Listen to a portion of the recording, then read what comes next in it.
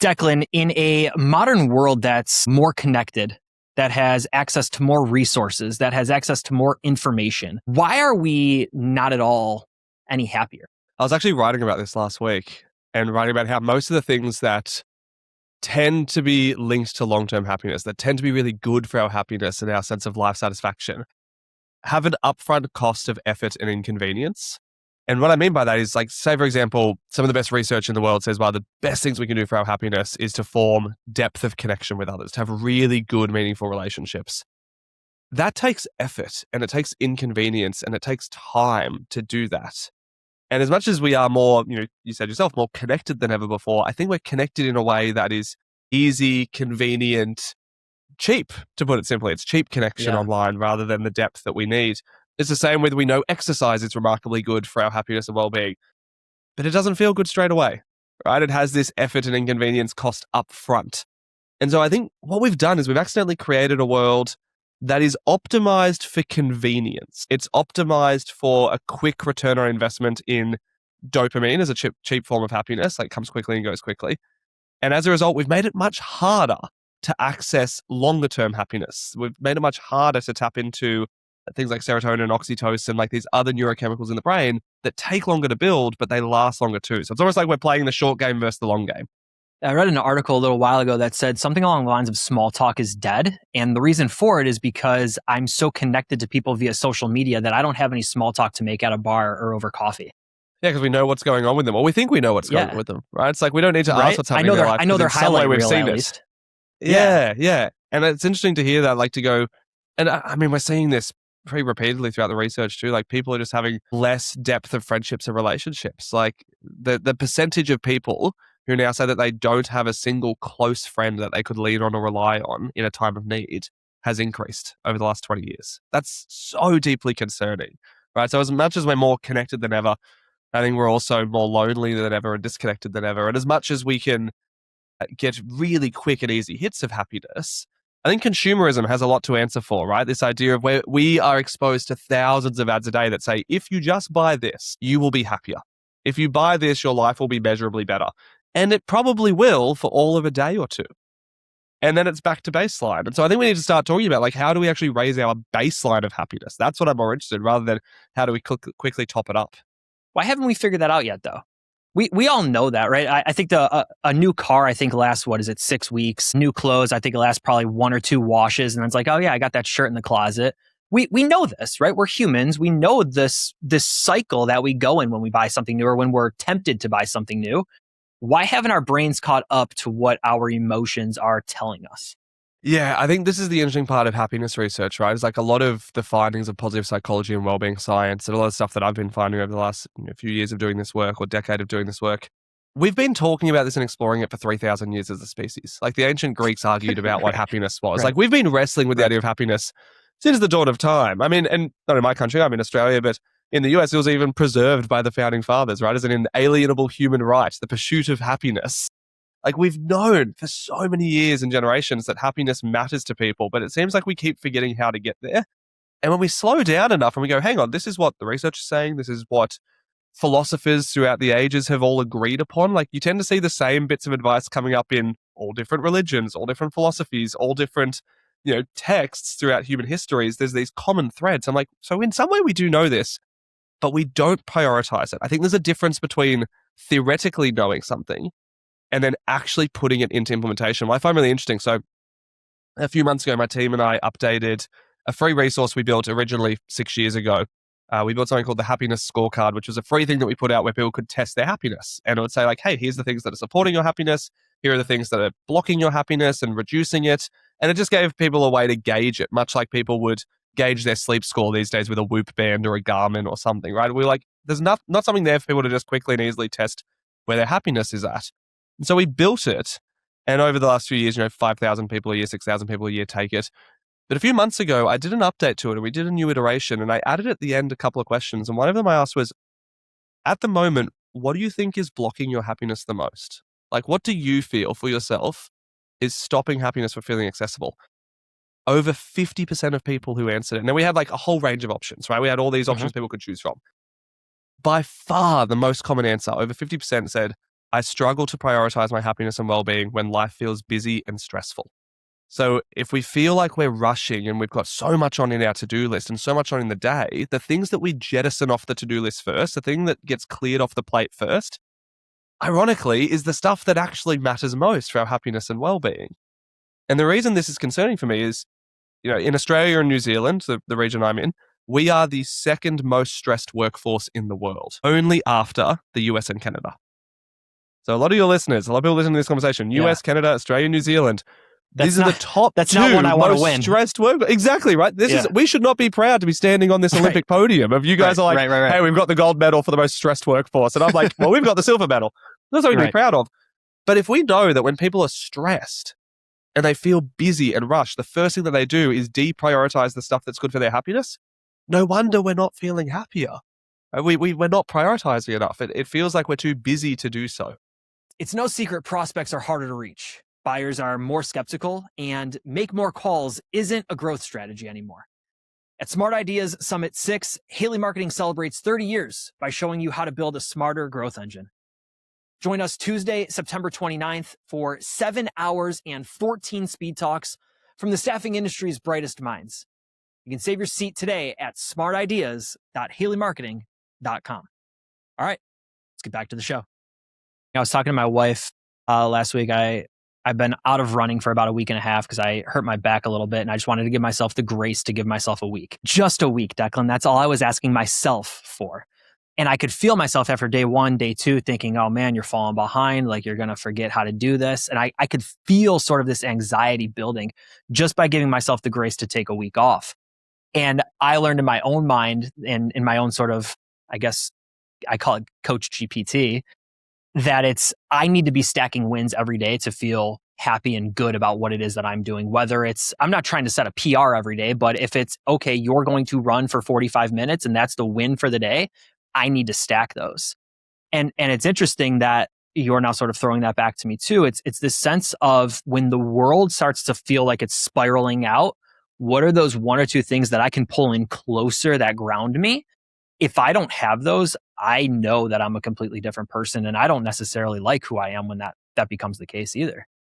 And I think to extend on that, I think it's worth exploring what we categorize as a win, because I'm much the same, right? Like this idea of I need to feel like I'm progressing in life. I need to feel like I think that's a human trait. Like we do like to feel like we're growing, learning, developing, achieving. I mean, the number one recipe for happiness, according to positive psychology, is an acronym called PERMA, and the A in it stands for achievement and accomplishment. Like we know achievement and accomplishment is an essential part of living a happy life.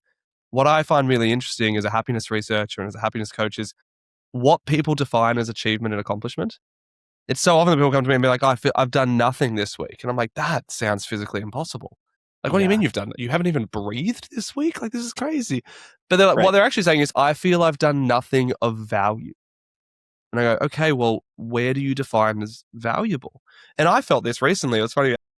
I spent a whole day with my son recently. I took the day off work because he was sick, so he wasn't at daycare.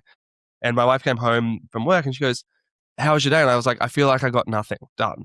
I feel like I didn't do anything. And after seeing with that, I was like, hang on, I did probably the most important thing I could have done today. I looked after my, 1-year-old son whilst he's sick. Why does that not feel like an accomplishment? And I think part of it is we're raised with this high achiever trap. We're raised in a society that goes, your worth, your value is measured on what you produce. And this echoes back to the Industrial Revolution. It echoes back to like this idea of the economy is built on our productivity. And we're now starting to go, well, hang on, maybe there's more to life than that. I think a lot of people are questioning their relationship with work, are questioning their sense of identity and self-accomplishment and where they feel their value lies. They actually, you know what? I did something incredibly valuable today. I looked after my son when he was sick. I had good quality times. We played with blocks. We played games. It was great for him, right? And so to be able to go, hang on, my definition of like achievement, accomplishment, value needs to expand to not only focus on what I do in a day and what I tick off the to-do list, but what I experience in the day. Yeah, I have a note on my phone whenever I try to open up a social media app that says they won't be little forever. And I purposely put that lock on my phone because I know that I'll only get probably, Bryce's 4, Blair's 2. I probably only have 3 or 4 more summers where they're actually kids and where they actually want to gravitate towards me and want me to splash around in the pool and want me to push them on a swing. And I realized a little while ago when, you're there all day, right? You're doing the dad thing and, you're looking at Instagram or whatever it is, and it's just for a couple minutes because you've had them all day, man. And you deserve a little dopamine hit or whatever it is. And then you sit down, it's like, what am I doing here? And I purposely put that lock on my phone to help me sort of reground myself if I realize I'm in a situation where I should be present as a dad and I'm not. That's been huge for me. And I think that's such a beautiful way to remind yourself what's important. It's funny, right? Because if we sit down with people, and I encourage you to test this, like ask friends and family in your life, be like, what are your highest priorities in life? Like what matters most to you? And a lot of people will say things like my family, my health, like being of value to others, contributing to. They'll say these things that I think we somewhat know are important, but in some ways are socially expected as well. Whenever people give me their dot point list, I'm like, tell me what your priorities are. They tell me, I'm like, cool. If I looked at your bank statements, would it reflect those priorities? If I looked at your calendar and what you book into your calendar, would it reflect those priorities? And if I'm telling you now, if you're not spending your time and money on the things that you say are important to you, they're not actually priorities. They're ideals. They're desires. They're things that you think you should be doing. What you're actually prioritizing at the end of the day is what you spend your time and money on. And I think a lot of people, if I said, hey, are you spending time and money very intentionally on things like your happiness, your well-being, your contribution to others, your health, being a great parent? A lot of people would struggle to point to the evidence of that.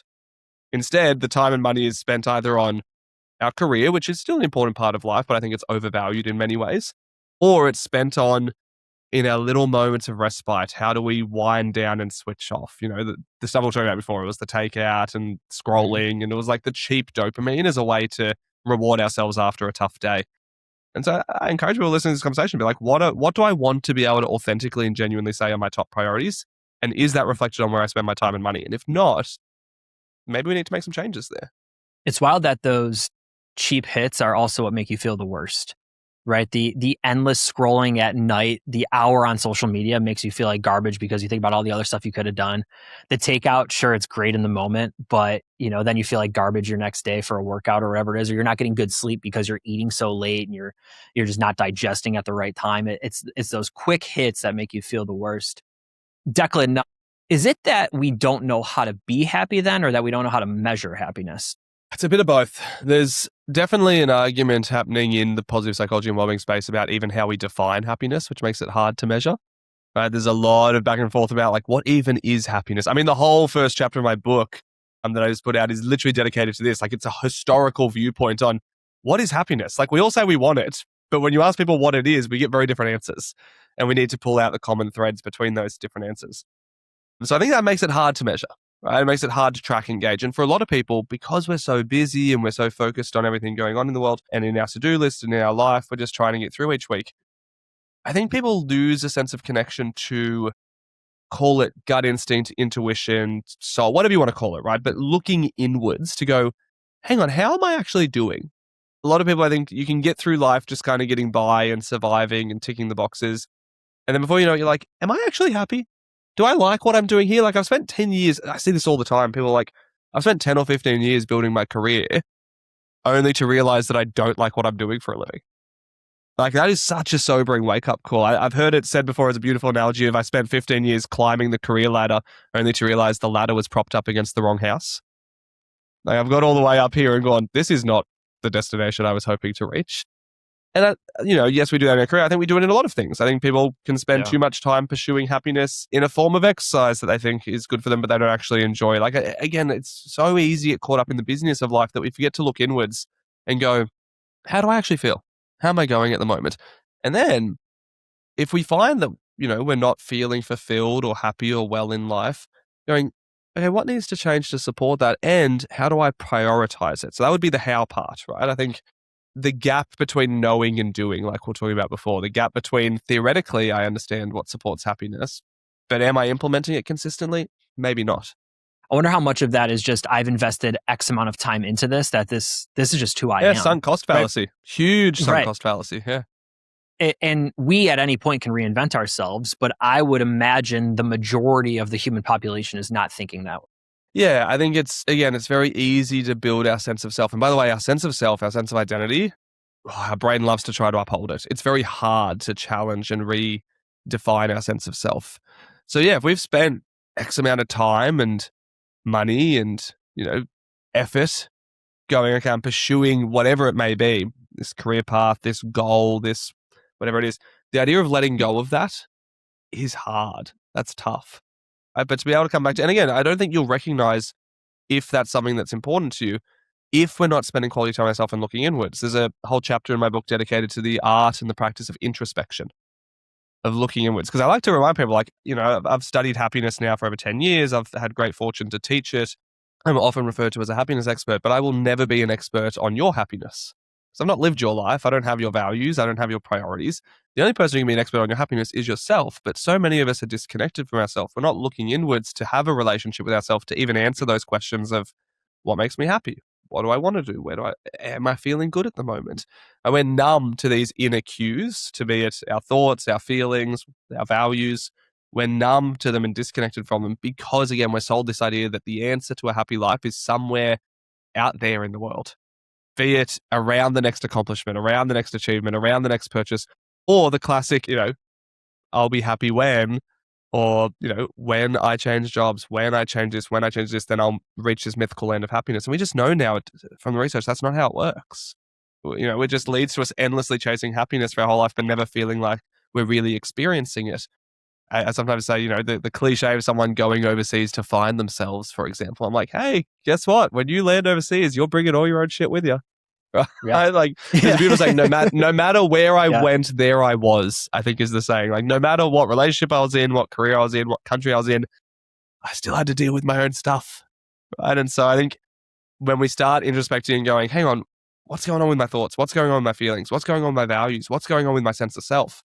Put a little bit of time into that, because for better or worse, you're stuck with yourself. So you might as well make that something that you understand really well and that you have a great relationship with.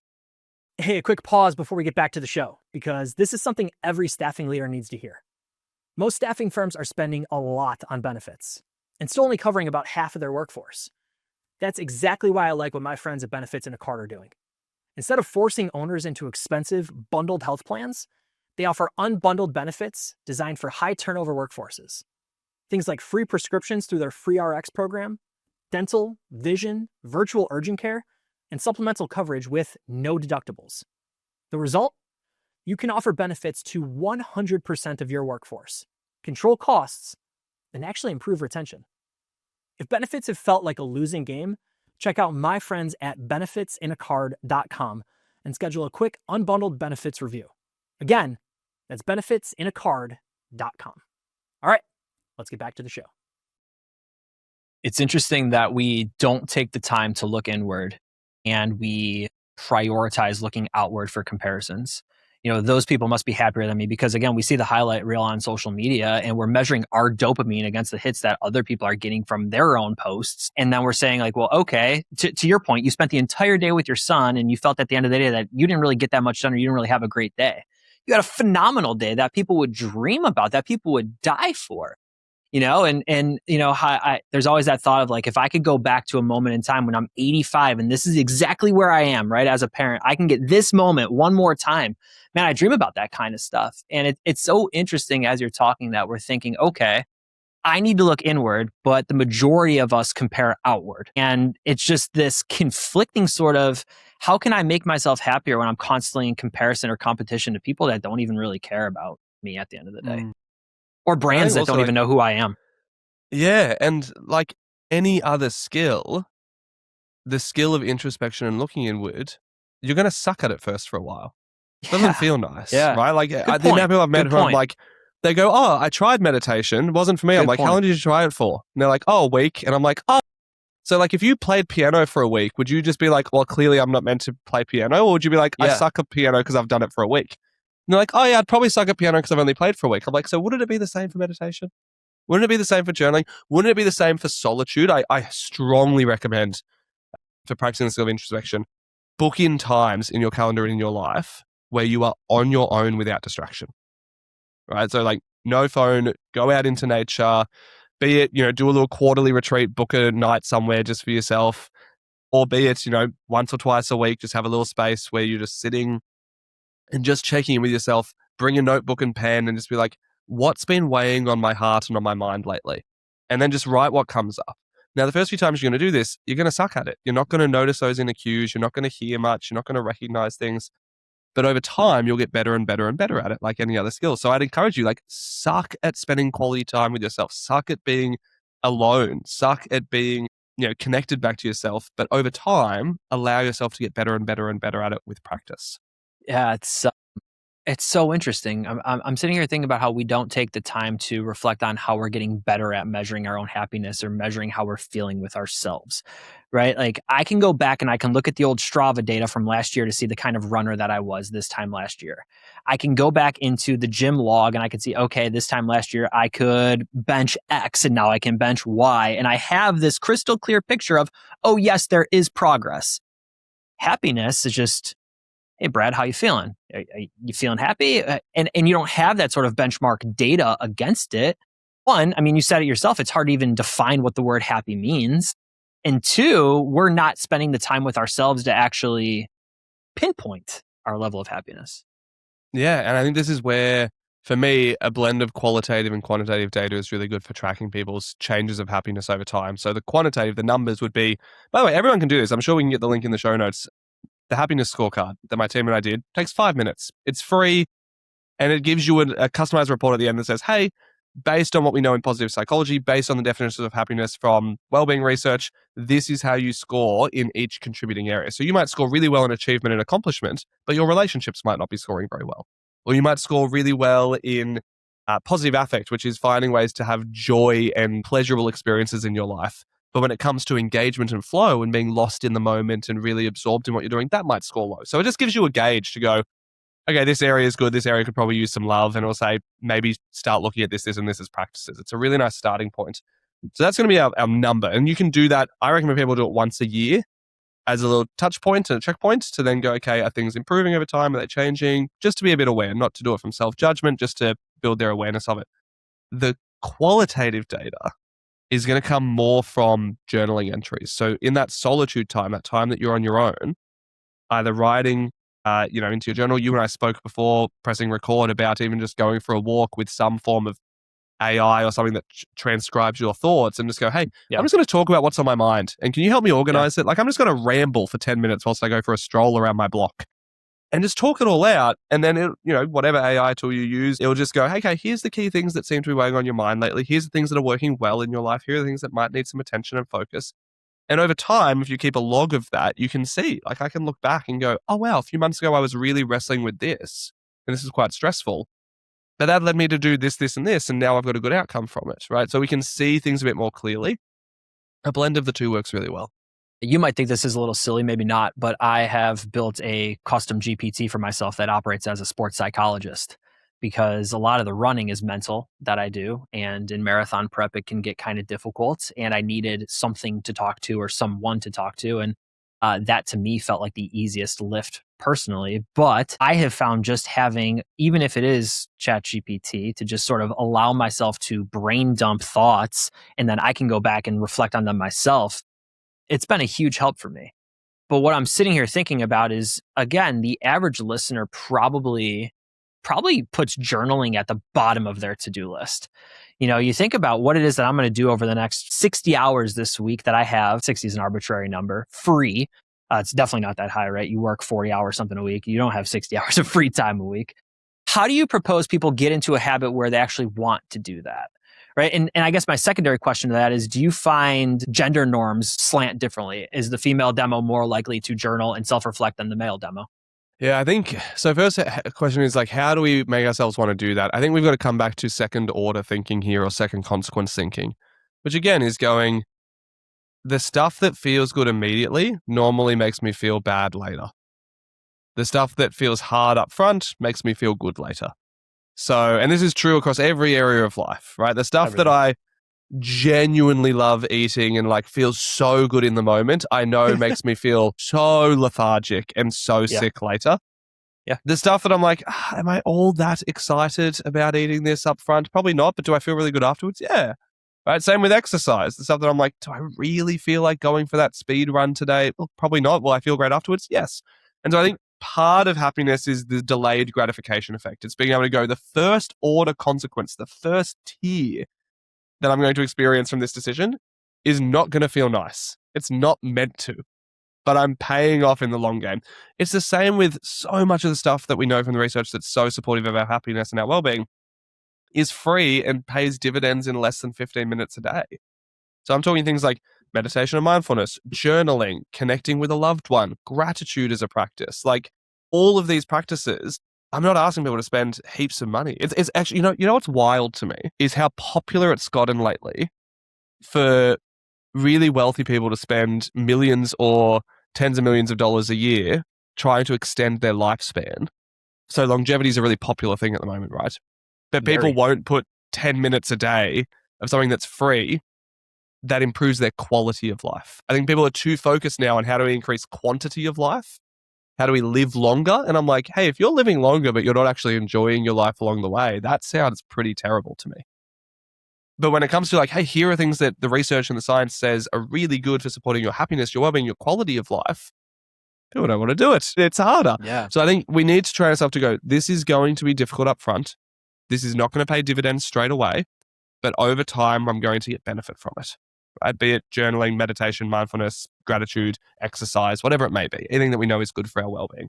As for the gender norms, yeah, look, it's an interesting one because I find historically, so I run a social enterprise called BU Happiness College where we teach happiness as a skill set and science. And historically, our enrollments, and we've got members and graduates now in 6 countries, our enrollments were like 80, 85% female in the early years. In the last couple of years, we're starting to get to about 35, 40% male enrollment. Now, I don't know what's changed in the last 5 or so years. Maybe it's this generation of men coming through going, hey, I'm questioning what it means to be a good man. And, I think Brene Brown puts this really well.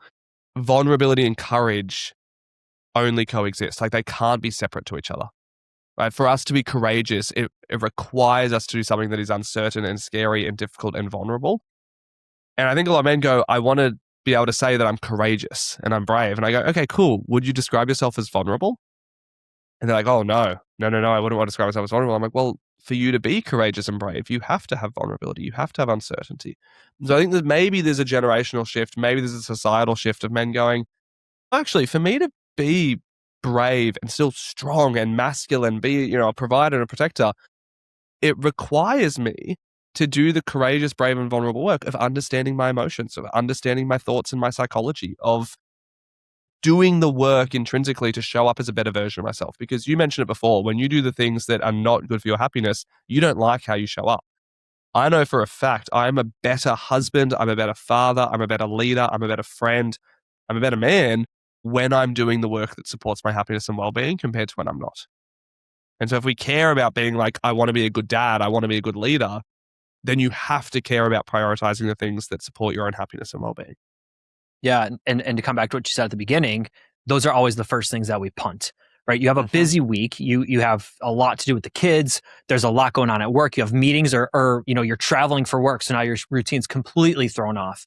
You have all this going on. You have other dinners, you have family obligations, whatever it is. The first thing that's going to go is, oh, well, okay, I can't go to the gym for an hour a day, or I can't do that mindfulness journaling. I can't do this, or this, because these are my nice to haves when I have a routine in my system. And the challenge there, though, is we need to protect those more than anything. I know that. I've lived it. And I know I've only been on this planet now for 35 years, and I still hopefully have a lot of time to learn and grow. But I know if I don't protect that time, that I am not bringing the best version of myself to anybody, especially myself. Yeah. And I think like there's some really cool research coming out now about how contagious happiness is and the ripple effect of it. And so they found now, like, you can measure when people prioritize and work on the skills and science of happiness, when they prioritize and they protect the things that are good for their happiness and well-being, you can measure the impact of that person making that decision up to 3 degrees of separation. Like, I want to put in context what that means. This is wild, right? So let's say someone listening to this goes, you know what? I am actually going to carve out a bit of time in my week to prioritize my happiness. I'm going to learn more about my happiness. Maybe, I'll do the scorecard, or I'll just learn more about positive psychology and well-being science. Like, I'll start asking these questions about what makes me happy and how do I prioritize it.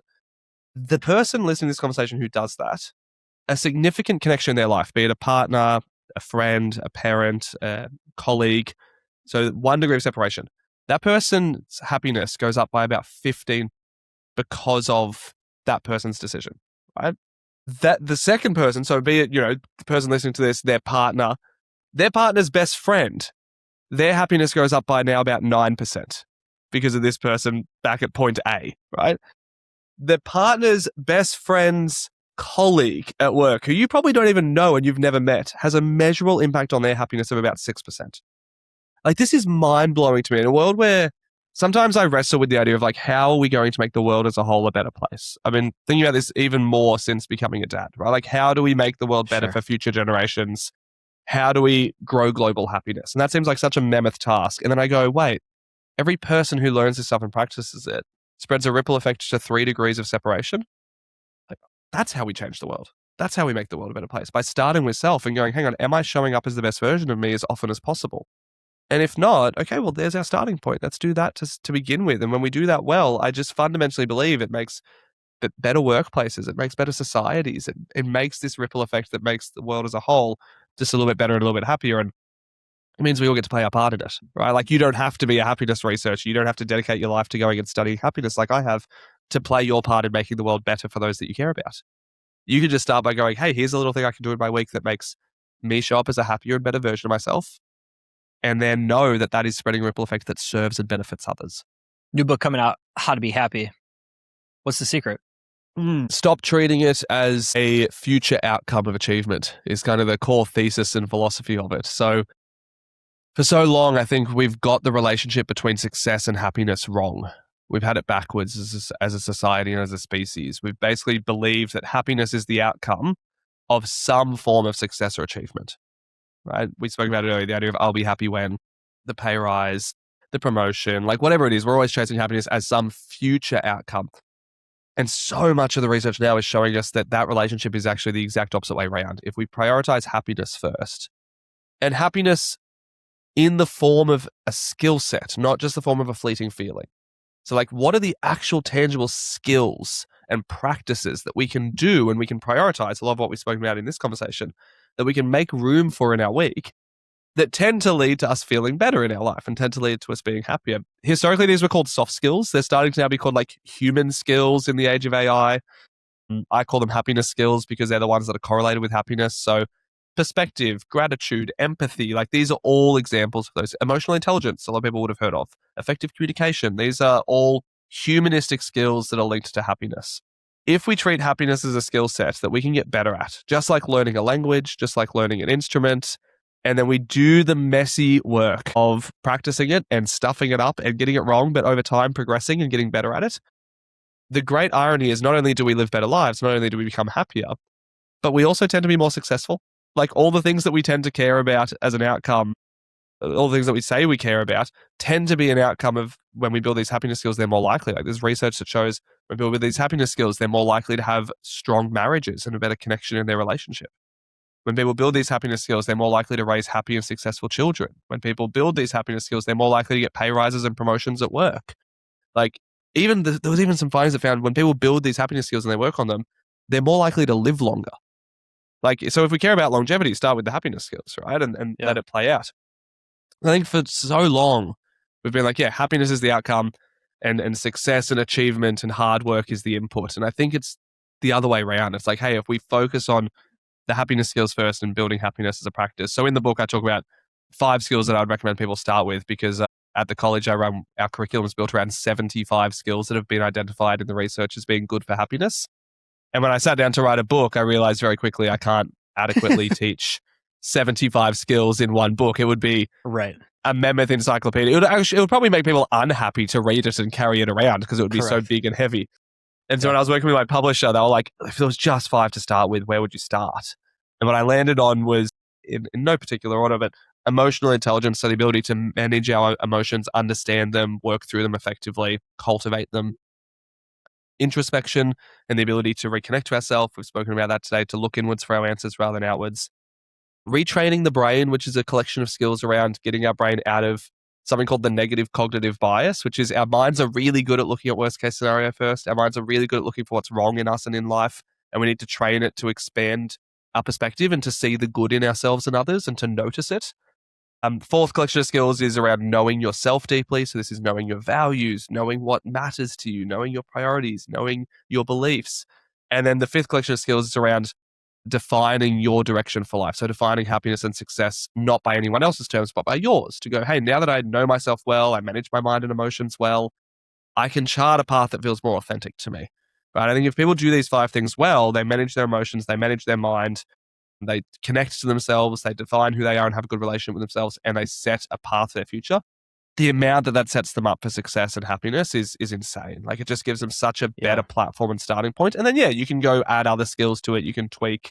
But in terms of foundational skills, I almost describe it like if people wanted to learn the guitar, you could learn 4 or 5 chords and play a lot of songs, right? You can learn the basics and Play be every like, I can country cover. song if you know 3. There you go, right? So you're like, I can play so much music off like these 3 to 5 basic chords. It's the same with this. I can be so much happier in life and live such a better life off these 3 to 5 basic happiness skills that I work on.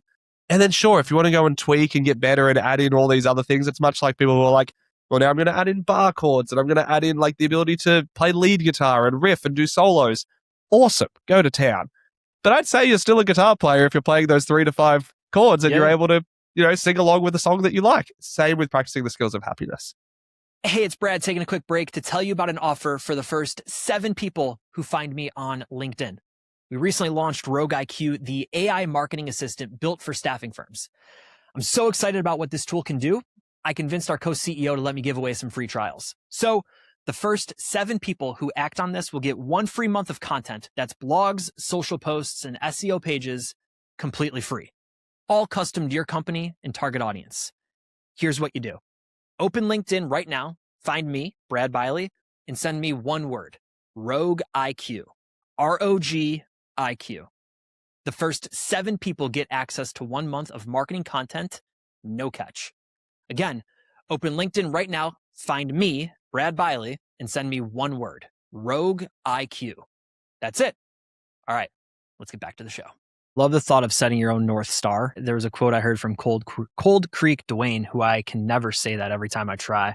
He was on Modern Wisdom a little while ago, and Chris had asked him at the time, how do you know you're on the right path or something along those lines? And Cold Creek Dwayne said, I sit down, and if I can say, I like me, I'd buy me a beer, I know I'm on the right path.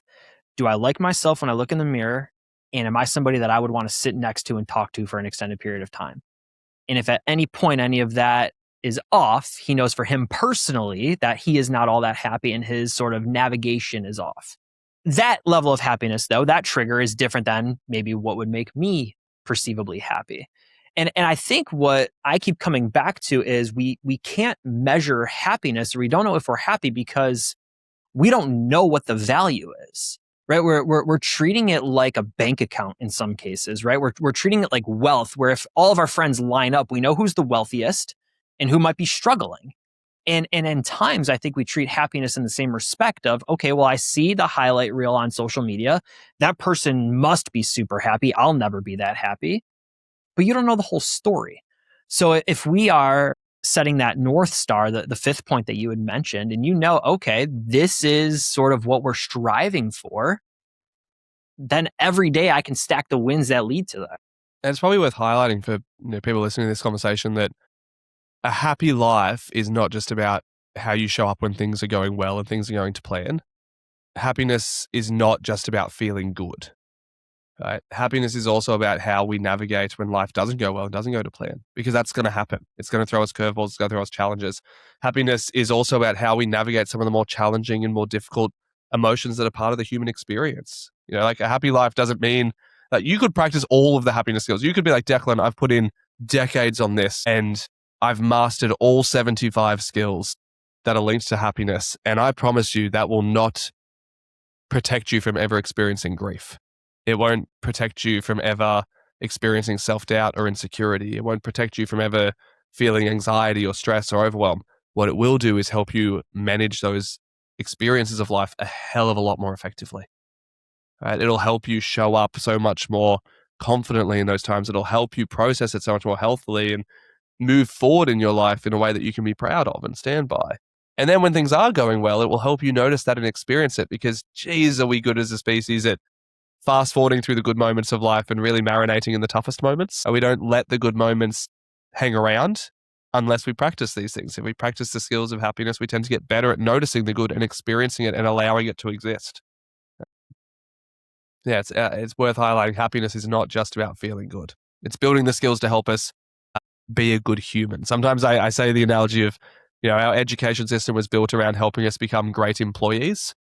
And what we really need is education about how to be great human beings. If we can do that well, everything else follows. I hadn't mentioned at the top of this episode that you're a repeat guest, and you're one of the few. I try not to repeat guests because I only have 26 episodes a year. We run this show and another show every other week, and I only have 26 people in the collective world that I can talk to.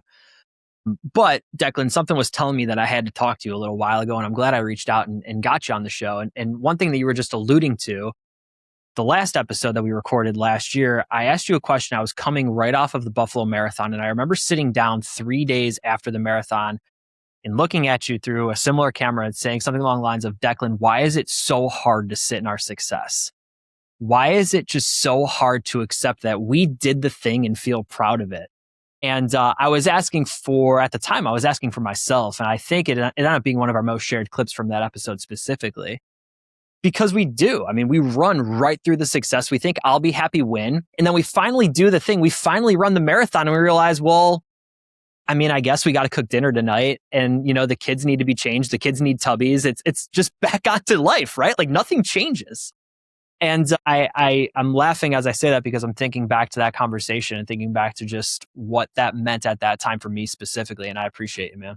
Thank you. No, I appreciate that. And what we're referring to there is, it's one of the 75 skills of happiness. It's called savoring. The ability to notice and experience and savor good moments. The best way I've ever heard savoring described is if you've ever had a meal that the moment you put the fork or the spoon in your mouth and you had your first taste of it, you closed your eyes and you were like, oh my God, I just want to stay in this moment forever. You were savoring that meal, right? You weren't just kind of like mindlessly hoeing that down. You were like, oh, this first taste, incredible, right? Doing that in the good moments of life. So, for example, actually now a year later since our previous episode that we had the conversation, recently, big achievement in my life, we've been talking a lot about it today. My book, How to Be Happy, came out. And it's remarkable how quickly it went from, wow, this has been 4 years of work. The research, the ideation, the dot pointing, the manuscript, the editing. This is 4 years work and now it's out. And I noticed as we we're getting ready for launch day, in Australia, launch day was 1st of July, and in the US, it's 1st of August. As we're getting ready for launch day, immediately I started getting messages from my publisher to be like, hey, so this is what we're going to do for promotion. This is the speaking tour. This is where you're going to be doing book signings. And it was straight into, this is the next chapter. And I was like, whoa, I haven't even had a moment yet to enjoy the fact that this is on shelves, that people have this in their hands, something that I've worked on for 4 years. It's what I intentionally did this year. It's the first time I've done it after a major accomplishment. I booked out 3 days in my calendar. The first 3 days that the book was out, I was largely uncontactable. And my wife and I took our son. We went to one of our favorite places in Australia, the Blue Mountains. It's absolutely incredible. We got a little cottage there. And I spent 3 days just being like, let me have quality time with my family, but also let me feel proud of the fact that this book is out. Right? I wasn't on social media. I was just getting text messages from people being like, I've got my copy of the book. Like, look, I found it in a bookstore. And I just got to have 3 days to be like, this is really cool. I'm really proud of myself for this. This feels nice. And guess what? When I came back on the 4th day, all the stuff about the book promotion and the speaking tours and the signing and all that was still there. It didn't disappear because I took a little time to marinate in the good and to savor it. So, yeah, I promise people, the to-do list and the workload will always be there, even if you take a little moment to celebrate and to enjoy your accomplishments. We had talked about that last episode, and I remember that I ran my second marathon this year. And I don't know that I've talked about this on the show yet, but I purposely saved the last 4 miles to mentally go through a block where I could lock in and remember those miles. Cool. Mile, what would have been 22, or am I at 22, 23, 25? The last 4, right? So there's 22, 23, 24. No, it'd be 23, 24, 25, 20. Yeah, whatever. 22 to 26, right? So 22 was for my son. Then the one after was for my daughter. Then I went 1 for my wife. And then the last 1.2 were for me, right? So I wanted to make sure that that last mile, I remember the buildings. I remember the last loop. I remember the crowd. I remember everything about it. Take a headphone out, just enjoy it and lock in on that, because it's not as much about finishing the line as it is what comes into the line, right? And it took me some time to get to that point, because the one before that, it was like, hey man, let's just get the thing done. Like, let's just feel proud of the fact that we accomplished it. You get to the line, and it's really not all that exciting, because now the work is done and I'm a creature of habit and I want that routine. And I remember saying, okay, for the last build here, when we start getting into it, when we get into those harder miles, because the body starts to break down, do one for Bryce and only think about Bryce for the entire mile. Think about everything that went into the prep because of him. Think about Blair for a mile and only think about your baby girl. Think about Rachel and everything that she sacrificed to make sure that you could run 40 miles a week to get ready for this, 50 miles a week. But then that last one is about nobody else but you, and just lock in and enjoy it. And that savoring moment, man, is something that I'm trying to bring to more areas of my life now, because I'm with you. We coast through a heck of a lot and we sit in a lot of nonsense. And I'm trying personally to be more aware of, listen, this might be one of those, take a snapshot for the memory bank kind of moments. Mm-hmm. Can I ask you, when you think back on both those marathons now, which one feels more meaningful and feels like a greater success? The second, by far. Right. And so I think from the outside looking in, people would say achieving your first marathon objectively should feel more successful and feel better. Yeah. But because there wasn't the savoring, because there wasn't the experience of it, because we rushed through it, we don't get that. So for you, like, what a beautiful thing, right? To be like, and by the way, the beauty of that is you can keep doing that. By the time you do your 7th, 8th, 9th, 10th, actually my grandfather's girlfriend, we visited the family over on the other side of Australia recently. And I've done a couple of half marathons this year. And walked into her house and she had all of these trophies and medals. And turns out she's done, I forget the exact number. I feel like it was something like 20-something marathons in her life and over 100 half marathons. It's crazy. And I remember saying to her, I was like, I'm training for a half. I want to get my first sub 2-hour half. I showed her like my fancy new running shoes that had like the carbon plate in them. And she rolled her eyes and she goes, we never had that when I was running. Like she'd just walk out the door and run. And she's all of 5'2" and would just go. And she had some insane times. Like I think her best from memory for her marathon was like early 3 hours, which is awesome. Right. So, but I remember saying to her, I was like, hey, which ones feel the best? Like, was it the 100th that felt the best? Was it the first that felt the best? And she's like, no, the ones that felt the best were the ones that I was present in. Like I can remember the ones that I was there for, not just physically there, but I was mentally there for. And there were other ones where like my body was doing it, but my mind was not. It was somewhere else. And she goes, they don't feel as good. So again, I think it just comes down to presence and savoring, right? Which are two very learnable and trainable skills. You can train your brain to get better at those. How many people are just going through work the same way, right? You're present, you're doing the activity, you're going through the motions, but you're not, I mean, I'm not going to say you're not savoring the spreadsheet that you're working in, but there is still some meaning in the work that you do, hopefully, right? Hopefully you're not just grinding out work for 40 hours for the check. Ultimately, that's a byproduct of the work, but we, at the end of the day, like you said, hopefully we're not climbing a ladder that's leaning across against the wrong building. And I think when it comes to, as you said, if you are just grinding it out for the outcome, right? I do believe we may have talked about this on the last episode, but I believe in just saying it so many times that it drills into people's minds and memories. Success at the expense of happiness is the most common and greatest form of failure. Right? So I don't care if you're like, oh, but my career is remarkably successful. If that has come at the cost of your happiness and well-being, that's a failure, right? I've seen plenty of people and I've worked with plenty of people who from the outside looking in would be defined as remarkably successful. But I'm telling you now, if you don't enjoy it, if you don't learn how to savor it, if you don't learn how to practice the skills of happiness, if you don't show up as a version of yourself that you're proud of, I think one day you're going to look back on your life and you're going to have a lot of regrets. And I can say that with confidence because one of my favorite books is a book called The Common Regrets of the Dying by an Australian palliative nurse called Bronnie Ware. And she studied people, like she'd ask people on their deathbed, thousands of people, what do you regret when you look back on your life? And one of the most common regrets was, I wish I had let myself be happier. I wish I'd experienced it. Right? Like as a happiness researcher, I kind of wrestle with the let in that. I don't think happiness is just a choice or a light switch where you go, well, today I'm going to let myself be happy. I would probably reword that as I wish I prioritized happiness, which means practicing the skills, working on it, learning about it, carving out time in your week and month for it, making sure that you don't get so busy being a human doing and ticking off the checkboxes of life that you forget to be a human being. That's what I think people need. Anything else you learned in your research of the book that you want to chat about today? Or anything that may have caught you by surprise in your research? I mean, definitely the one that we mentioned earlier about just how contagious happiness is and the ripple effect of it, that really buoyed me. That got me excited. Where I was like, okay, this is about something just much bigger than I'm working on my own happiness, or someone reading the book is like, I'm reading this book to become happier myself. I think that excited me because it's like, oh, we do all get to play a part in this.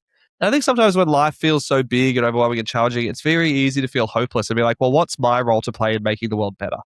Like, I'm not in politics making the decisions. I'm not doing this. I'm not doing that. But it's like, no, we all have a role to play in making our little pocket of the world a little bit better. And if so many more people got intentional about that and prioritized it, suddenly those little pockets that we've made better, those little parts of the world and of life that we've made happier for others and for ourselves, they add up pretty quickly. So I'd encourage everyone listening to this to be like, your happiness matters. Like, your happiness matters, I think, so much more than most people realize. And you have such an important role to play in making the world a little bit happier and a little bit better. And it starts by you prioritizing happiness as a skill set and practicing it and getting better at it yourself so that you can role model it for the people you care most about. Great to talk to you again, man. Yeah. Like I said likewise. earlier in the show, something was telling me I had to talk to you again. And I'm glad I reached out on LinkedIn. I didn't know that the book was going to be coming out, but I'm glad that somehow my wires led back to you, because I do enjoy the conversation. I don't think I talk enough about happiness. I don't think we bring that conversation to this show enough. I mean, we talk a lot about sales. We talk a lot about recruiting. We talk a lot about business topics over here. But I think this is a big one. And I think mental health and positive psychology are more areas that I've been trying to gravitate myself towards a little bit more, and something that I want to bring to the show a little bit more, especially in staffing and recruiting. I think it's an incredibly difficult industry to be in. We've seen a 4-year decline, and I can feel that on calls. I can feel that energy when we're talking to clients. I've said, and I've joked, and it's not really a joke, but there's a lot of marketing consulting calls that I'm on where I feel more like a therapist than a marketing consultant. And I think having conversations like this hopefully gives people a break from the here's how to sell staffing services conversation, and actually bring something that can be a soft skill that can still drastically help the process. Yeah, I mean, the great irony is there's research that shows that people who are happier within themselves and have improved those skills of happiness tend to have 37% higher sales than those who don't. They've actually done studies on salespeople on this. So is that right? I'm not saying don't be successful. I'm saying go be remarkably successful, sell a lot, you make your money, you build your career. I'm saying let that be the byproduct of happiness. Prioritize happiness first as the input, the skills of happiness as the input. Let all the success come afterwards, because that is, for me, the definition of a fulfilling life. A fulfilling life is when I'm deeply, deeply happy and when I feel remarkably successful. And I think too many people put success first at the expense of happiness instead of going, hey, happiness first, success will follow, then I get to live a fulfilling life. So I'm glad we got to have this conversation. I appreciate you reaching out. And yeah, speaking of introspection and intuition, being connected enough to yourself to be like, something is nudging me to talk to that happiness guy in Australia again. It's meant to be. So yeah. I'm glad you heard that cue and you reached out, and I'm very grateful for the conversation. You got it, man. Before I let you go, tell us a little bit about yourself, and I do want to give you the floor to talk about the new book as well. Yeah. So if this is your first time hearing of me, if this is your first time hearing of happiness research, because I also want to recognize that most people don't know that that's a job that you could have. I didn't know that was a job I could have when I was younger. Yeah. I've spent the last 10 years of my life now, slightly more, studying, practicing, and teaching happiness as a skill set and science. And I do that in so many different ways. I guest lecture at a bunch of universities. I do a lot of keynote speaking. I'm actually planning to do a lot more keynote speaking throughout the US at different events and conferences. So that's really exciting to bring my research and work over there. I have a podcast called How to Be Happy, where people can learn all about the skills and science of happiness we mentioned earlier, the social enterprise. So there's all these different ways I go, hey, how do I democratize the skills of happiness? How do I make them way more accessible, way more understandable, way more actionable? Because I cannot make the world happier on my own. It has to be a collective effort. And we mentioned it a bit today, but the newest way, my newest branch that I have to democratize the skills and science of happiness and make them more accessible to people is, for those on the video, this bad boy, the book, How to Be Happy. So it is out, if you're listening to this after the 1st of August, 2026, it is out worldwide. You can get it on Amazon, you can get it in bookstores. It's also an audiobook on Audible, so you can jump on Audible and listen to it. If you loved listening to my Australian accent in this episode, you can listen to a whole 5 and a bit hours of it as an audiobook. But yeah, my whole philosophy is like, I want to dedicate the rest of my life and my career to making happiness, skills, and science just way more accessible and way more practical for people. And so whether you're an audio person and you listen to the audiobook or you follow me on the podcast, whether you're a social media person, whether you're, hey, I want to go really deep in this and I want to study it and come to the college and work on it, I promise you there's a pathway for you there. So I hope that this has inspired people to prioritize happiness first and to at least get curious enough to go, I'm going to take some next steps on my happiness and well-being. Declan Edwards, appreciate it, buddy. Great talking to you again. Mate, the feeling is mutual. Thank you so much.